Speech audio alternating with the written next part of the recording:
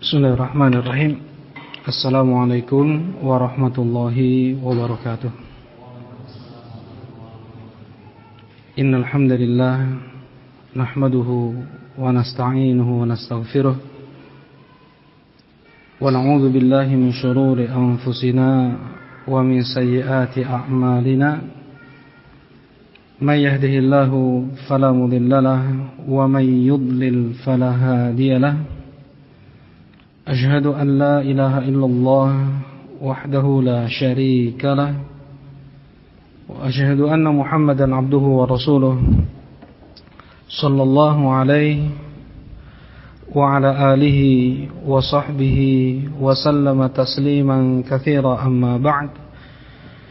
قال الله تعالى في القرآن الكريم يا أيها الذين آمنوا اتقوا الله وَلْتَنْظُرْ نَفْسٌ مَا قَدَّمَتْ لِغَدٍ وَاتَّقُوا اللَّهَ إِنَّ اللَّهَ خَبِيرٌ بِمَا تَعْمَلُونَ. Nah, insyaallah pada malam hari ini kita akan membahas tentang sifat salat Nabi sallallahu alaihi wa ala alihi wasallam. Rasulullah sallallahu alaihi wasallam telah bersabda, "Shallu kama ra'aitumuni usolli." Salatlah kalian sebagaimana kalian melihatku salat. Dan tanda atau kriteria seorang mukmin yang Allah sebut di surat Al-Mu'minun, "Qad aflahal mu'minun alladzina hum fi salatihim khashi'un." Amalan yang paling nampak dari seorang mukmin adalah salatnya. Dan yang salat mereka khusyuk. Insyaallah nanti akan disampaikan pula tentang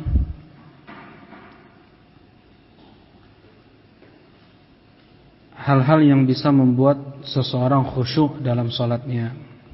Sebelum itu, kita akan membahas tentang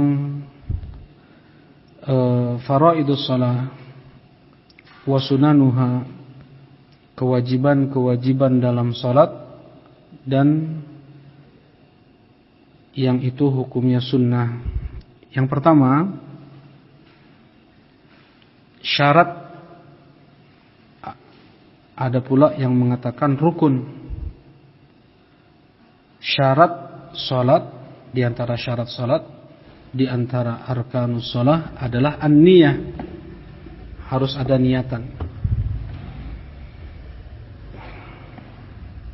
Allah Subhanahu wa taala berfirman, "Wa ma umiru illa liya'budullaha mukhlishina lahuddin." Dan tidaklah mereka diperintah kecuali untuk beribadah kepada Allah dengan ikhlas. Jadi niatkan gerakan dia itu adalah ibadah, bukan olahraga. Ya, yang pertama. Yang kedua, niatkan amalan atau ibadah yang dia kerjakan itu hanya untuk Allah. Yang kedua. Yang ketiga, niatkan salat yang dia lakukan tersebut atas dasar perintah dari Allah. Jelas ini? 3 niatan ini harus selalu ada pada seorang mukmin di setiap amalan-amalan dia. Yang pertama, jadikan itu ibadah untuk Allah. Jadikan itu ibadah. Yang pertama, jadikan itu apa? Ibadah. Bukan suatu gerakan tanpa arti. Yang kedua, ibadah tersebut niatkan hanya lillah, hanya untuk Allah. Tidak ada wajah manusia, tidak ada riya wala sum'ah, ingin dipuji, ingin dicintai orang. Yang ketiga, dasar dia mengamalkan amalan tersebut adalah perintah dari Allah Subhanahu wa ta'ala. Nah, ini yang selalu diulang oleh Syekh Muhammad ibn Shalih bin Utsaimin rahimahullahu taala ketika menyampaikan niat dalam ibadah. Ini 3 hal ini. Yang harapan kita pula dalam amalan tersebut, dengan itu menjadi sebab dipermudahnya kita masuk surga Allah Subhanahu wa taala. Kemudian yang kelima, dengan itu pula lah kita berharap Allah jauhkan kita dari nerakanya. Nah, wa qala Rasulullah sallallahu alaihi wasallam, innamal a'malu binniyat, sesungguhnya amalan itu sudah ada niatannya, sudah otomatis, tidak ada satu perbuatan yang tidak ada niatannya.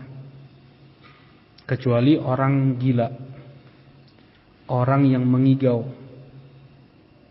Dia berbuat tanpa ada niatan. Ya, karena itu tidak ditulis di lembaran amal dia. Ketika dia melakukan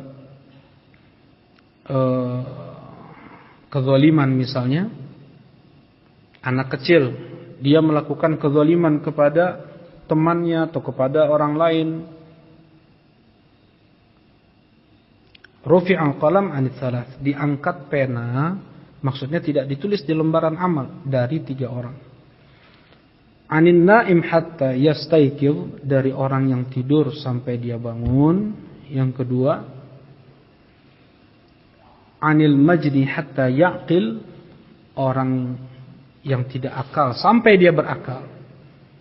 Kemudian yang ketiga, anis saghir hatta yablugh, anak kecil sampai dia baligh. Tetapi bukan tidak ada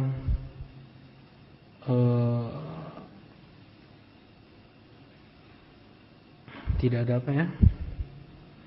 Nah, apabila anak kecil merusak atau orang gila merusak, yang mengganti barang yang dirusak, yang mengganti jiwa yang dibunuh adalah walinya.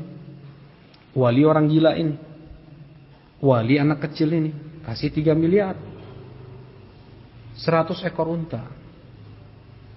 100 ekor unta diat nyawa dalam Islam. Yang bayar siapa? Walinya. Udah tahu anaknya ini membahayakan, sudah tahu kerabat dia yang kurang akal ini membahayakan orang lain, harusnya dia kurung. Baik.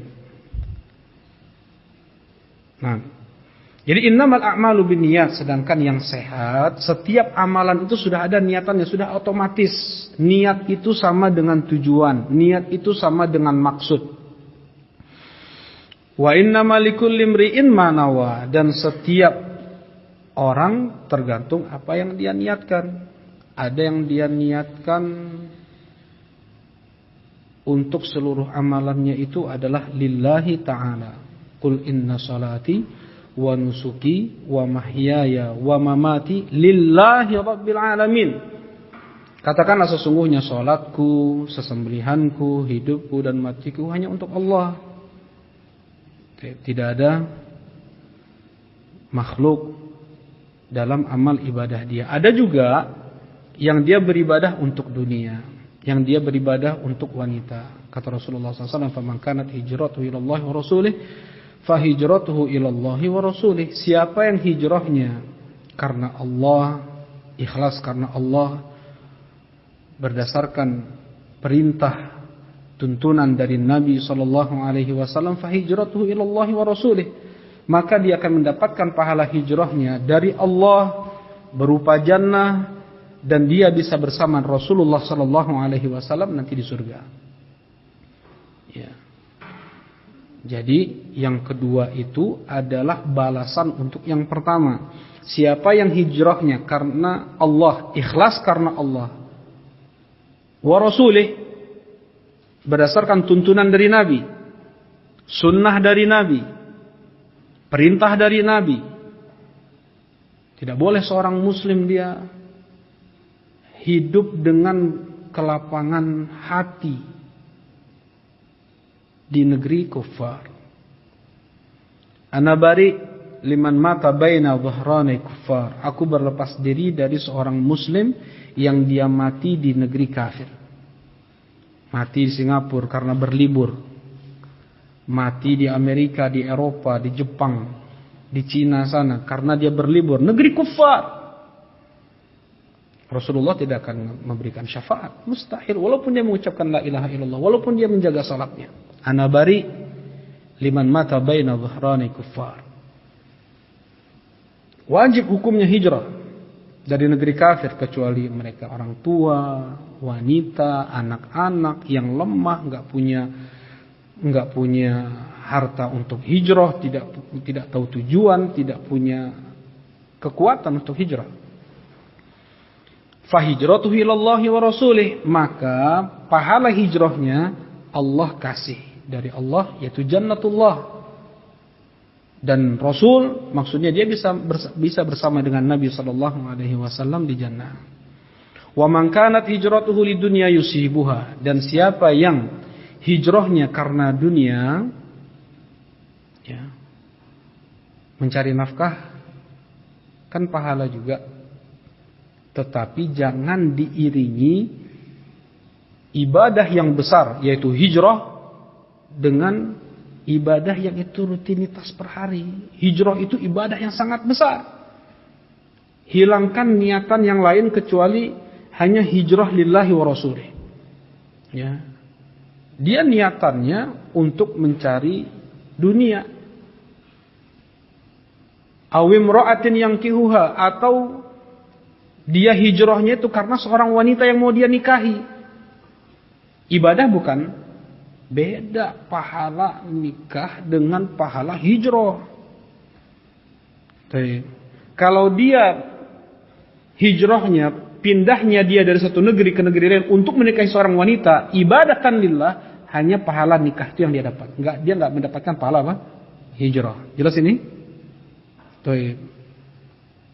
Nikah ibadah juga. Tetapi untuk pahala hijrahnya dia tidak dapat.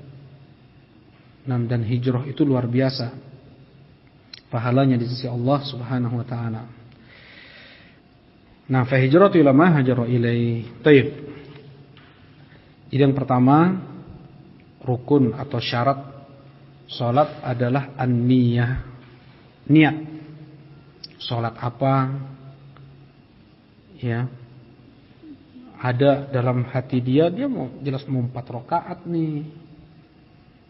Kemudian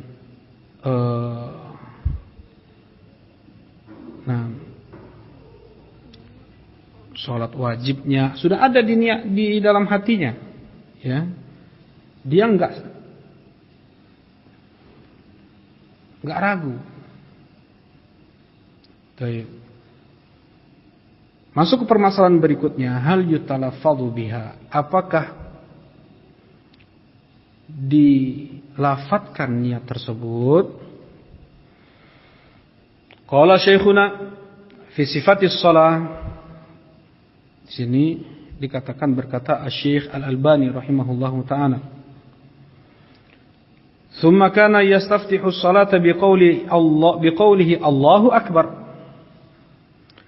وقال في التعليق وفي الحديث إشارة إلى أنه لم يكن يستفتحها بنحو قولهم نويت أن أصلي إلى آخره، بل هذا من البدع اتفاقا، وإنما اختلفوا في أنها حسنة أو سيئة، ونحن نقول إن كل بدعة في العبادة ضلالة لعموم قوله صلى الله عليه وسلم وكل بدعة ضلالة وكل ضلالة في النار. Kata Syekh Al-Albani rahimahullahu taala di kitab Sifat Salat Nabi, dalam hadis Rasulullah sallallahu alaihi wasallam membuka salat dengan ucapan Allahu Akbar. Rasulullah sallallahu alaihi wasallam memulai salat dengan ucapan dengan lafaz Allahu Akbar. Apa kata Syekh Al-Albani rahimahullah? Dalam hadis tersebut ada isyarat bahwasanya Rasulullah sallallahu alaihi wasallam tidak memulai salat dengan ucapan-ucapan nawaitu an usolli, aku berniat untuk salat gini-gini, makmuman, arba' rakaat fardhan atau sunnah misalnya. Bal hadza minal bid'ah ittifaqan. Ucapan yang seperti ini termasuk dari bid'ah ittifaq, sepakat seluruh mazhab. Ittifaq seluruh mazhab. Yang menjadi khilaf, apakah bid'ah tersebut hasanah atau sayyi'ah? Ini yang menjadi khilaf. Kata mereka, betul itu bid'ah, tetapi bid'ah hasanah. Jelas ini? Ini kata siapa ini? Asy-Syaikh Al-Albani rahimahullahu taala. Wa nahnu naqul, dan kami dengan lantang menjelaskan, inna kulla bid'atin fil ibadati dhalalah. Semua bentuk bid'ah dalam ibadah adalah sesat, sayyi'ah. Karena Rasulullah sallallahu alaihi wasallam mengatakan, wa kullu bid'atin dhalalah, semua yang namanya bid'ah itu sesat, wa kullu dhalalatin finnar, dan semua kesesatan itu di neraka. Yang ada sunnah hasanah. Yang ada apa? Sunnah hasanah. Seperti Umar bin Khattab radhiyallahu taala anhu ketika kembali beliau menghidupkan salat tarawih. Yang sudah ada itu tuntunannya dari Nabi sallallahu alaihi wasallam, kemudian Rasulullah sallallahu alaihi wasallam berhenti hanya 4 hari atau 3 hari Rasulullah sallallahu alaihi wasallam melakukan salat tarawih bersama sahabat beliau. Kemudian Rasulullah salat tarawihnya di rumah, enggak lagi di masjid. Khawatir turun syariat wajib dan kaum muslimin tidak menunaikannya. Kalau yang wajib tidak ditunaikan, apa yang terjadi? Azab Allah turun.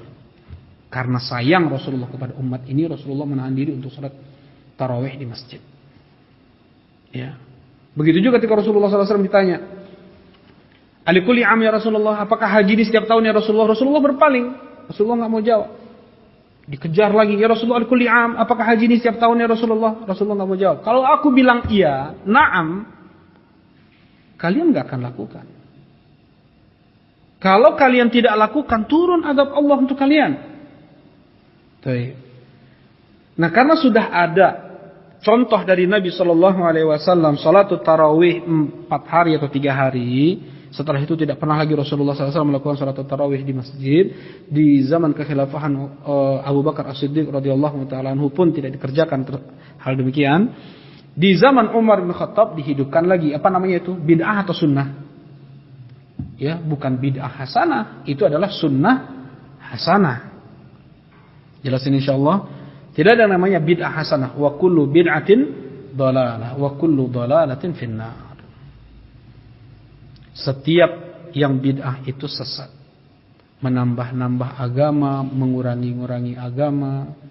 Salat zuhur ditambah jadi 6 rakaat, ditambah menjadi 10 rakaat, atau menguranginya, salat zuhur menjadi 2 rakaat. Semua muslim bisa menghukumi salat yang demikian tidak sah. Ya. Salat zuhur jadi 3 rakaat, dikurangi nih, bid'ah. Atau ditambah, salat zuhur menjadi 6 rakaat, semuanya akan mengatakan bid'ah. Dan sepakat seluruhnya akan menghukumi salat yang demikian tidak akan diterima oleh Allah Subhanahu wa taala. Baik. Nah, jadi yang pertama adalah niat, cukup itu dalam hati. Sejak kita berwudu saja, itu sudah ada niatan. Wudu ini untuk sholat apa? Pergi kita ke masjid, itu sudah ada niatan. Mau sholat apa? Sampai kita di masjid, tahiyatul masjid dulu. Udah ada niatan nih. Tahiyatul masjid 2 rakaat. Setelah selesai salam, langsung berdiri untuk takbiratul ihram. Dan sudah ada niatan, mau sholat zuhur, mau sholat maghrib, mau sholat isya. Nah, ini luar biasa, hati ini luar biasa. Baik. Kemudian yang berikutnya adalah takbiratul ihram. Ini rukun dari rukun-rukun sholat. Takbirah, lafaz apa? Allahu Akbar. Al-ihram, untuk mengharamkan. Hadis Ali bin Abi Thalib radhiyallahu taala anhu, Miftahus salati at-tuhur wa tahrimuha at-takbir wa tahliluha at-taslim. Kunci untuk masuk salat itu adalah wudu, tuhur, bersuci. Wa tahrimuha takbir, dan pengharamannya adalah takbir. Apa maksudnya? Setelah dia mengucapkan Allahu Akbar, di awal salat haram bagi dia untuk ngobrol, haram bagi dia untuk makan, minum, berjalan, melakukan gerakan-gerakan yang itu di luar apa? Gerakan salat. Jelas makna takbiratul ihram, takbir untuk mengharamkan aktivitas, gerakan, ucapan di luar salat. Tahrimuha takbir, kata Rasulullah, wa tahliluha taslim, dan untuk kembali menghalalkan gerakan, obrolan adalah dengan salam. Selesai salam, boleh kita ngobrol, boleh kita makan, boleh kita berjalan. Nah,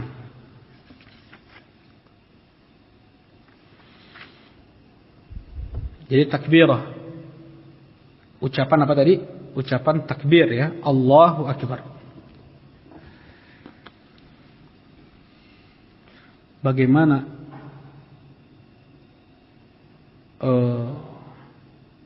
takbiratul ihram yang disunnahkan oleh Nabi sallallahu alaihi wasallam? Nah,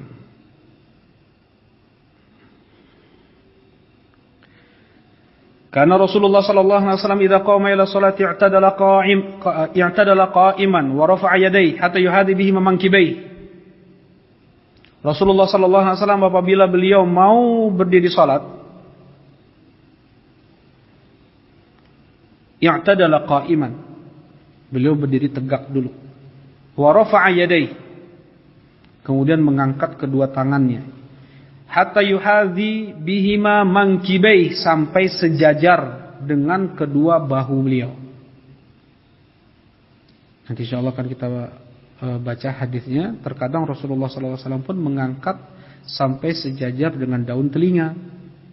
Nah, dengan ini boleh mengangkat tangan sejajar dengan daun telinga, boleh juga sejajar dengan bahu. Ya, ingat sejajar. Ini dikatakan sejajar. Ini dikatakan sejajar seperti ini. Seperti dikatakan sejajar. Seperti ini dikatakan apa?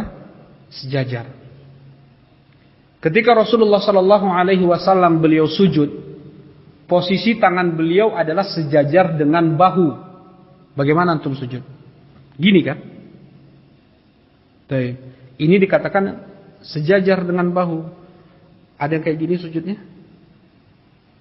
Ada yang kayak gini sujudnya? Sulit sujud seperti ini. Jelas ini?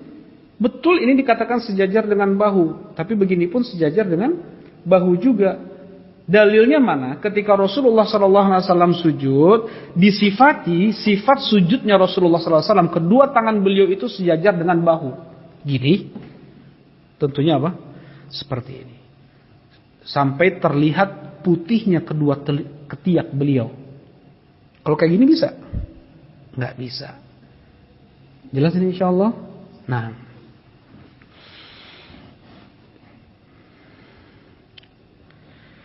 فَإِذَا أَرَادَ أَن يَرْكَعَ رَفَعَ يَدَيْهِ حَتَّى يُحَاذِي بِهِمَا مَنْكِبَيْهِ. Kemudian Rasulullah sallallahu alaihi wasallam mengangkat kedua tangan beliau juga ketika mau ruku, bangkit dari ruku, dan bangkit dari rakaat kedua. Ya. Di 4 tempat Rasulullah sallallahu alaihi wasallam mengangkat kedua tangan beliau.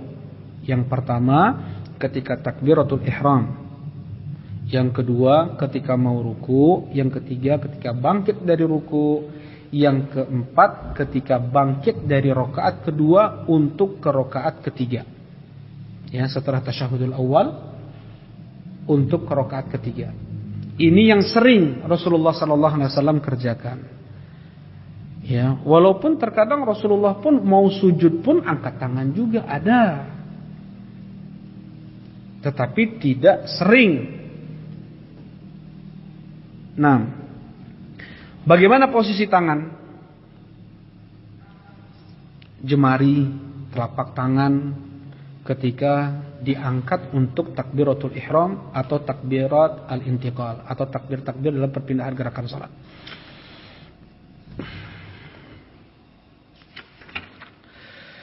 Karena Rasulullah sallallahu alaihi wasallam yarfa' yadayhi mamdudatal asabi'. Rasulullah sallallahu alaihi wasallam mengangkat kedua tangan beliau dengan membentangkan seluruh jemari beliau. Jadi enggak gini. Telulus kita. Tapi membentangkan. Ya muddu. Ya dibentangkan madda, ada madda. Ini mad, ya, dibentangkan, diluruskan seluruh jemari. Taib. Ya muddu al-asabi', la yufarrij bainahuma wa la yadhummuhuma. Tidak direnggangkan antar jemari, tidak pula dirapatkan, tetapi antara itu. Jelas ini insyaallah. Ini hadisnya jelas nih. Rasulullah sallallahu alaihi wasallam mengangkat kedua tangan beliau ketika salat sejajar dengan bahu atau sejajar dengan daun telinga. Kalau kata Imam Syafi'i rahimahullahu taala, beliau menggabungkan dua hadis ini. Jadi yang sebagian jemari itu sejajar dengan daun telinga dan bagian bawah tangan, telapak tangan itu sejajar dengan bahu. Itu sudah menggabungkan dua hadis. Itu kata Al-Imam Asy-Syafi'i rahimahullahu taala. Baik. Dengan membentangkan, meluruskan seluruh jemari, jadi tidak ditekuk, ya. Dan antar jemari tidak dirapatkan, tidak pula direnggangkan, tetapi antara itu. Baik. Kapan Rasulullah sallallahu alaihi wasallam mengangkat tangannya ketika mengucapkan takbiratul ihram atau takbir yang lain? Karena Rasulullah sallallahu alaihi wasallam yarfa'u yadayhi taratan ma'a takbir wa taratan ba'da takbir wa taratan qablah. Terkadang Rasulullah sallallahu alaihi wasallam mengangkat kedua tangan beliau itu berbarengan dengan ucapan takbir Allahu akbar, bareng-bareng. Ketika diangkat sambil mengucapkan Allahu akbar. Wa taratan ba'da takbir. Dan terkadang setelah takbir, jadi ucapkan takbir dulu, Allahu akbar.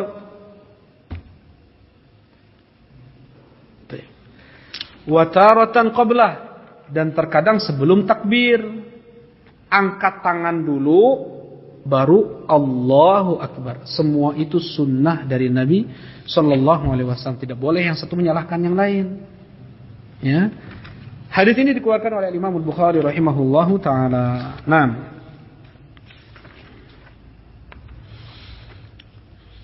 setelah mengangkat kedua tangan, diletakkanlah tangan kanan di atas tangan kiri. Ya. Hadis inna ma'syaral anbiya umirna bi ta'jili fitrina wa ta'khiri suhurina wa wad'i aymanina ala syama'ilina. Kami para nabi diperintahkan oleh Allah Subhanahu wa taala untuk menyegerakan berbuka apabila berpuasa, wa ta'khiru suhurina untuk mengakhirkan sahur, wa wad'i aymanina ala syama'ilina dan meletakkan tangan kanan kami di atas tangan kiri kami ketika sholat. Di sini ya. Kalau seandainya diperintah berarti hukum meletakkan tangan di atas tangan kiri apa? Wajib. Ya. Hukum meletakkan tangan kanan di atas tangan kiri hukumnya apa? Wajib karena perintah umirna nahnu ma'syaral anbiya. Umirna, kami sekalian para nabi diperintah oleh Allah. Diletakkan tangan kanan di atas tangan kiri. Kemudian bagaimana cara meletakkannya? Tangan kanan di atas tangan kiri, meletakkan seperti ini. Ini namanya meletakkan wadha'a. Ya. Dalam riwayat yang lain,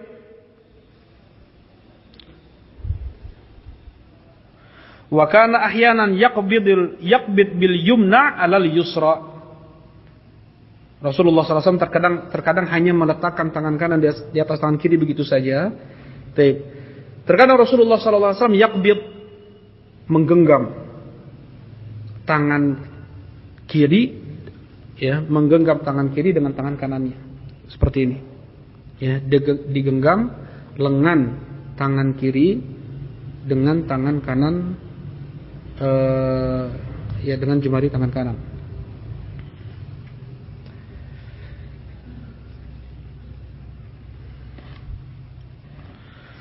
Wa kana yad'u al-yumna 'ala dhahri kaffihi al-yusra wa rusq was-sa'id. Rasulullah SAW meletakkan tangan kanan di atas tangan kiri, dhahr kaffihi al-yusra, di punggung telapak tangan kiri, dan rusq pergelangan tangan, dan sa'id lengan tangan. Jadi seperti ini. Ya. Punggung telapak tangan kiri, kemudian pergelangan tangan kiri, lengan tangan kiri menjadi tumpuan untuk tangan kanan. Jadi enggak gini. Jelas ini? Bukan yang dijadikan tumpuan hanya punggung telapak tangan kiri saja. Kalau ada yang sholatnya seperti ini, yukhalifu sunnah. Yang seperti ini menyelisih sunnah Nabi. Atau seperti ini, agak ke pergelangan tangan sedikit, ini pun menyelisih sunnah. Tetapi semua punggung telapak tangan kiri, pergelangan tangan kiri, lengan tangan kiri menjadi tumpuan untuk tangan kanan. Baik.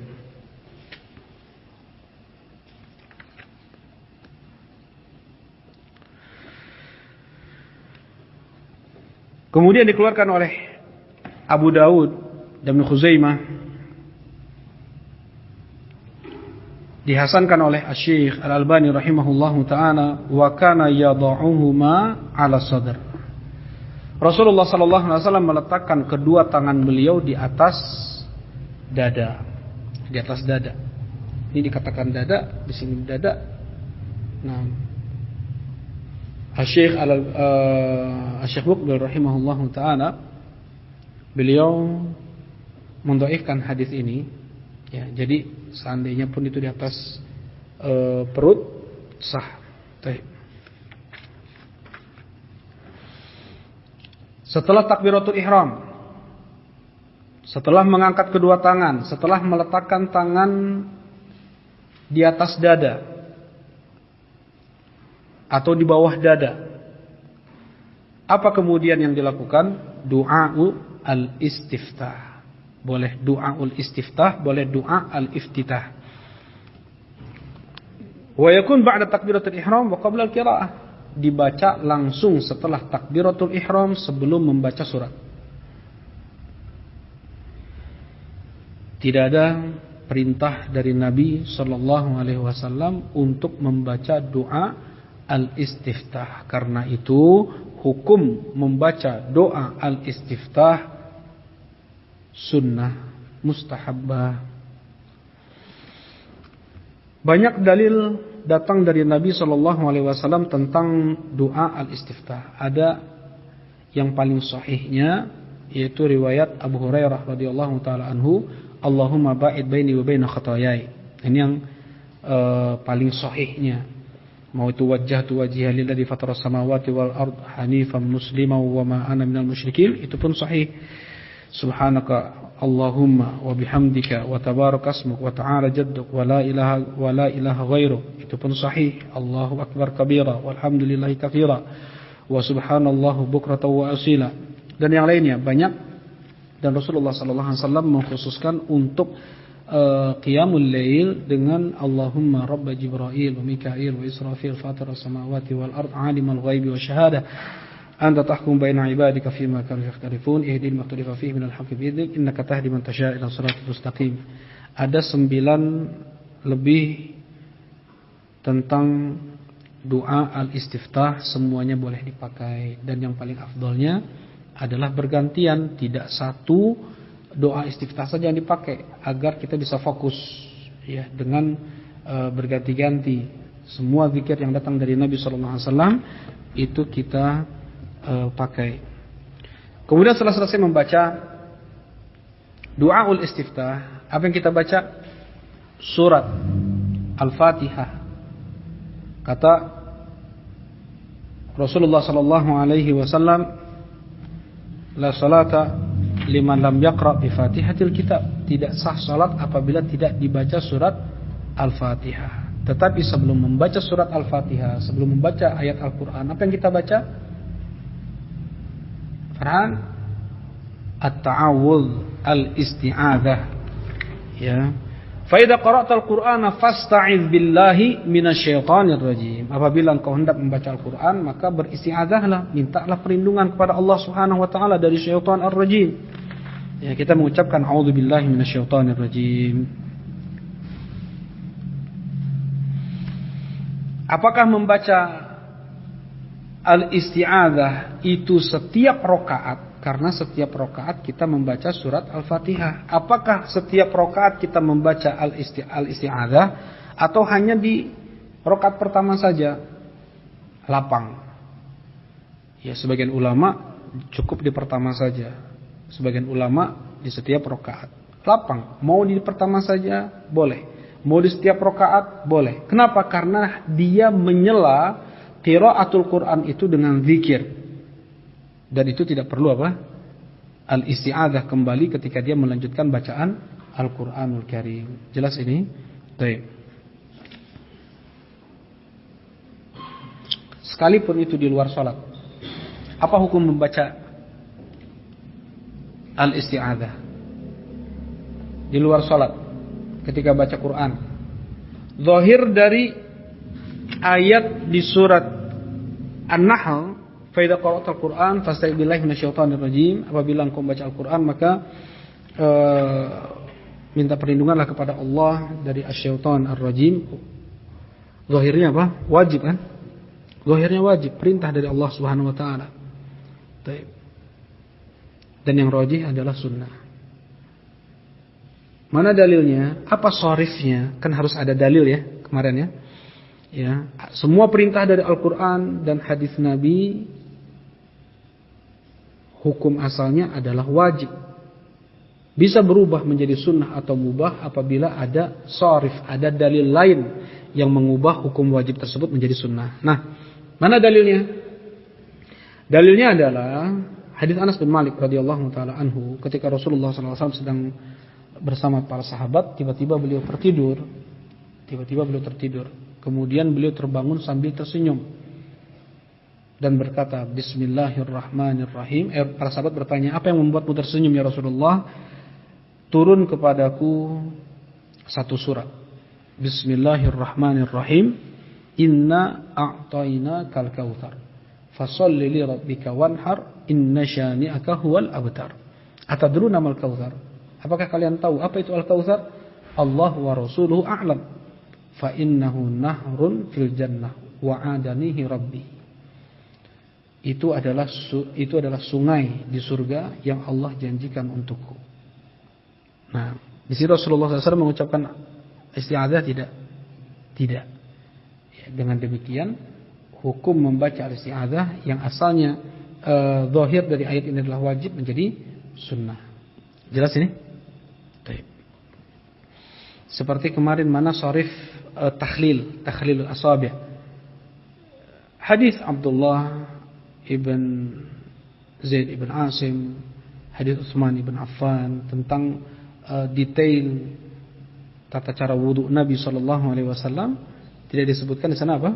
At-takhlil, yang beliau secara detail menyebutkan bagaimana cara mengusap kepala, bada abi muqaddami ra'sihi hatta dhahaba bihi ma ila qafah thumma raddahu ma ila al-makan alladhi bada amin. Kan itu cara detail.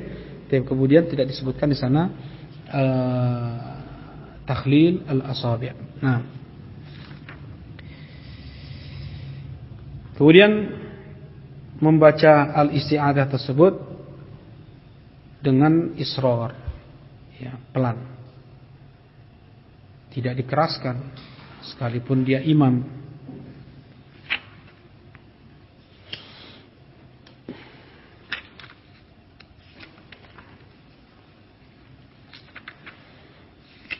Dan tadi sebelumnya sudah disampaikan ya, wajib atau rukun seseorang itu sholat berdiri. untuk sholat wajib rukun dia berdiri.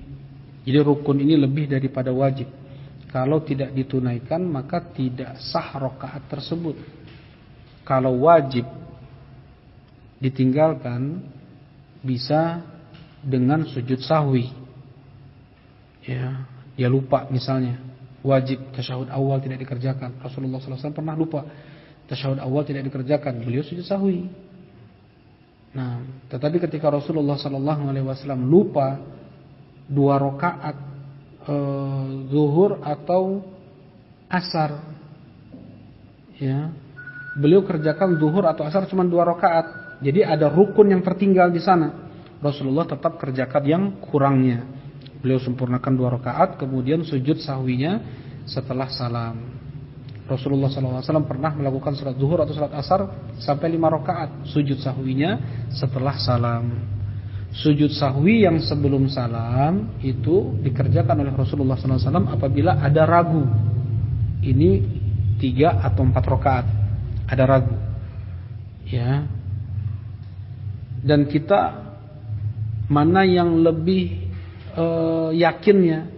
Kalau lebih yakinnya itu 3 rakaat, itu yang kita pilih. Kalau yang lebih yakinnya 4 rakaat, itu yang kita pilih. Kalau kita tidak bisa merojihkan mana yang lebih yakin, maka yang paling sedikit. Seperti ini urutannya. Ya. Maka yang paling sedikit 3 rakaat. Ya, sujud sahwinya sebelum salam. Ada yang tertinggal dalam sholat yang itu hukumnya wajib, maka sujud sahwinya sebelum salam. Bisa dibedakan sujud sahwi sebelum salam atau setelah salam? Kalau yang setelah salam itu kalau menambah rakaat atau mengurangi rakaat. Yang sebelum salam kalau dia ragu atau meninggalkan yang wajib. Baik.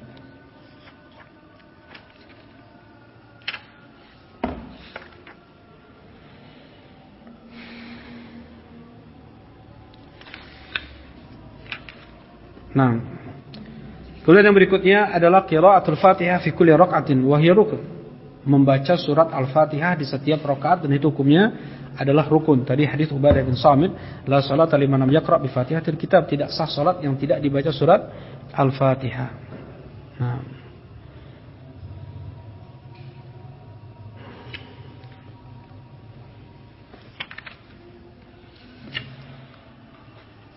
Kemudian apakah itu dibaca di belakang imam oleh makmum? Hadis yang dihasankan oleh Asy-Syaikh Al-Albani rahimahullahu taala, la'allakum taqra'una khalfa imamikum, kata Rasulullah SAW, kalian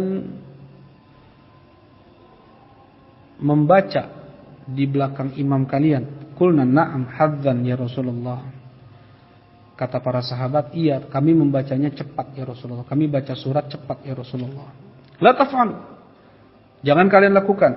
Illa ay yaqra'a ahadukum bi Fatihatil kitab. Kecuali kalian hanya membaca surat Al-Fatihah saja. Fa innahu la salata liman lam yaqra' biha. Karena tidak sah salat apabila tidak membaca surat Al-Fatihah. Sekalipun itu salat jahriyah. Sekalipun itu salat jahriyah, tetap surat Al-Fatihah dibaca. Untuk surat dia menyimak bacaan imam. Memang betul ada khilaf di antara para ulama. Ini yang rajihnya. Tetap bagi imam dan makmum dan salat munfarid wajib untuk membaca surah Al-Fatihah di setiap rakaatnya. Nah, berdasarkan hadis tadi. Dan untuk dikeraskan bismillahirrahmanirrahimnya insyaallah di pekan depan karena panjang. Anak akan jelaskan apakah dijaharkan al-basmalah ya oleh al-imam. Oleh imam. Subhanakallahumma rabbana wa bihamdika asyhadu an la ilaha illa anta astaghfiruka wa atubu ilaik. Assalamualaikum warahmatullahi wabarakatuh.